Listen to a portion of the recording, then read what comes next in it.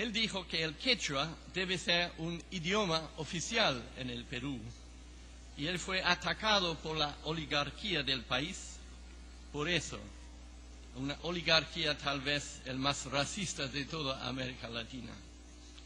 También el odio contra Salvador Allende, contra General Perón y también contra el propio Hugo Chávez no fue solamente un símbolo de la lucha de clases, pero salió del miedo ancestral de los colonos blancos en contra de los pobres y los indígenas.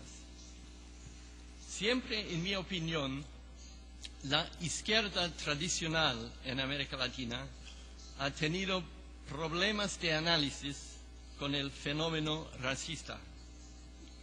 En el pasado, la izquierda siempre dijo que la gente que vive en el campo son campesinos. Entonces, la gran masa de la población estaba dividido en dos: los campesinos en el campo y los obreros en la ciudad. Pero ahora hay un gran cambio. Los que viven en el campo dicen que son indígenas, no somos campesinos. Entonces es difícil poner esta gente en un cuadro socialista. Además, los indígenas ahora también viven en la ciudad. Ahora en Chile, por ejemplo, parece que hay más mapuches en las callampas de Santiago que en los bosques del sur. Hay otro problema con las recetas tradicionales del socialismo. En el mundo de hoy hay pocos obreros en realidad. Hay gente que trabajan, obviamente, pero la clase trabajadora que una vez estaba trabajando en las minas y las fábricas está desapareciéndose. ¿Dónde está la gran fuerza de los mineros de Bolivia o de Chile o de las fábricas de Buenos Aires y Córdoba? Se han llevado los grandes vientos del neoliberalismo que ha afectado todo el continente. Y al mismo tiempo se han ido todos los partidos políticos tradicionales, excepto tal vez en los países más conservadores como Colombia, el Perú y Chile, como hemos oído esta mañana. En Venezuela, Bolivia y Ecuador, han desaparecido los viejos partidos. Hasta en Argentina el peronismo es solamente una sombra hoy día de lo que fue, como es el PRI en México. Entonces me parece que vivimos en una nueva época, sin guías y sin mapas. Hay movimientos sociales y movimientos indígenas, pero ellos no tienen mucho interés en partidos políticos. Los líderes tampoco.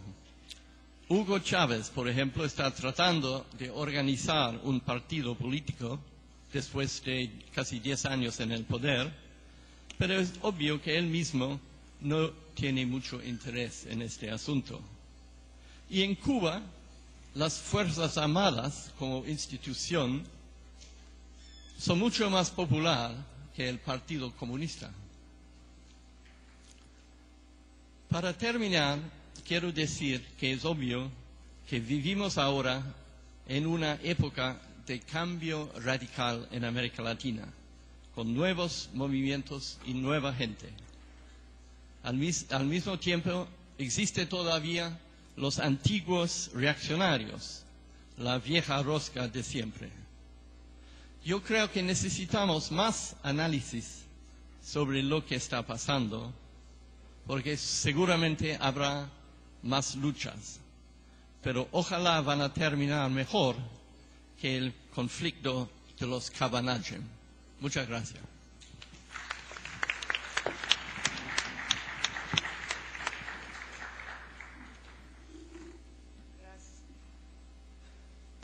Gracias, Richard.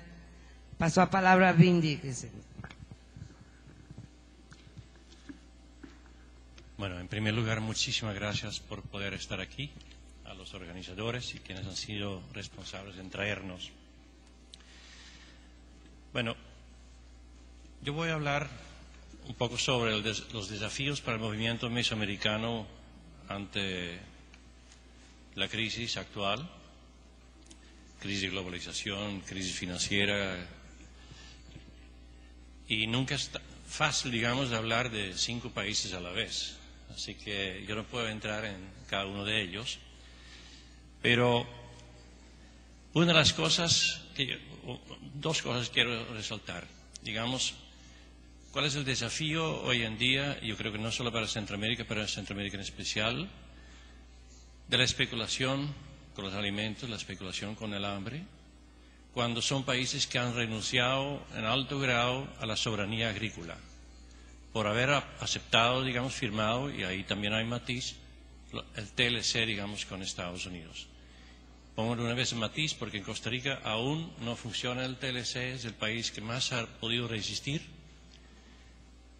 Hubo en octubre, 7 de octubre, hubo un referendo en Costa Rica, ganó el sí al TLC con todas las diferentes características que en México, pero también en última instancia con el monopolio de los medios de comunicación, con el monopolio de las finanzas, o sea, al final de cuentas, el TLC, digamos, fue en el referendo aceptado como vía cuando se sabe que días antes había 12% más votos a favor del no, pero una política de intimidación muy fuerte, digamos, resultó de que el resultado fue un sí. No creemos mucho en fraude dentro de la, ¿cómo se llama?, conteo de los votos, sino más bien en todo el entorno previo a ello. Pero hoy en día tuvieron medio año para aprobar 12 leyes para que pasase el TLC. Tuvieron que pedir réplica porque la oposición continúa en el Parlamento. Entonces tuvieron otro medio año de prórroga. Entonces, tal vez, pero hasta ahora no han sido aprobadas las leyes, va de tortuga, muy al estilo costarricense, que sí, pero que no, miles de mociones, boicoteo en ese sentido. Y la pregunta es, cuando llega eventualmente un sí, porque no excluimos de que salga, digamos, todo favorable, cae exactamente en el centro, digamos, de la coyuntura electoral norteamericana, donde las voces, digamos, de proteccionismo hoy en día son más altos que las voces, sobre todo los demócratas, por lo menos en su campaña, que las voces para que se sigue con los TLCs. O sea, en ese sentido, Costa Rica es, digamos, en un caso donde yo vivo, un poco excepcional. Está El Salvador, digamos, con su campaña electoral, principios del año, se espera y se estima que el FMLN, el Frente Farabundo Martí, va a triunfar. Y esta vez, por eso es importante también la tesis migratoria, porque siempre en Centroamérica la tesis, digamos, de que las remesas van a bajar porque la migración va a disminuir, van a poner restricciones si gana un partido de izquierda. Esta vez esta tesis no va a valer, más bien contrario. Y eso tiene que ver con lo siguiente.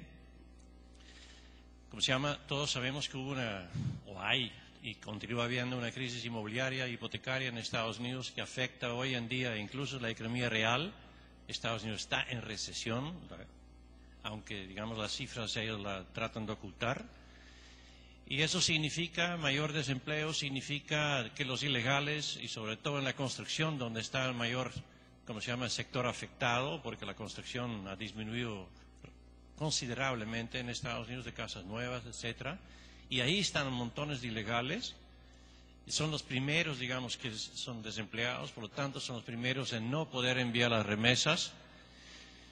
Si las remesas se duplicaban cada 5 años en década pasada, digamos a partir de 2006, 2007 hay un cambio y en este momento las remesas están bajando un 13%, digamos en los últimos, creo yo, 3 meses comparando con los 3 meses de un año anterior.